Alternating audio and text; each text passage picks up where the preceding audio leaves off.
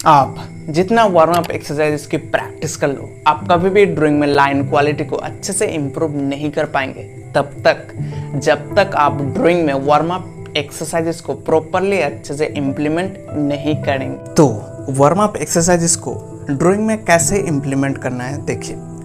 For example मैं यहाँ पर इस तरह से वार्म अप एक्सरसाइजेस की प्रैक्टिस कर रहा हूँ, तो मैं इसे ड्राइंग में कैसे इम्प्लीमेंट करूँगा देखिए। जैसे कि यहाँ पर देखो, ये क्या है, स्ट्रेट लाइन है, ठीक। तो मैं सिंपली इसी तरह से लाइंस को अप्रोच करूँगा, ये हो गया। एंड ये देखो, ये भी स्ट्रेट है, तो सिंपली मैं क्या करूँगा, हाँ ये थोड़ा एंगल में है, तो मैं इसे भी इसी तरह से कर दूंगा, ठीक है।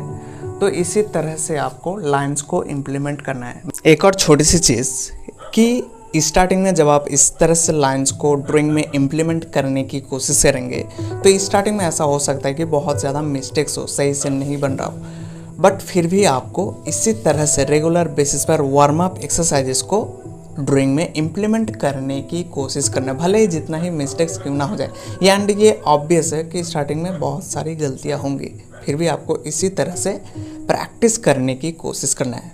तब आप ये पाएंगे कि आप अच्छे से लाइन की क्वालिटी को इम्प्रूव कर पा रहे हैं।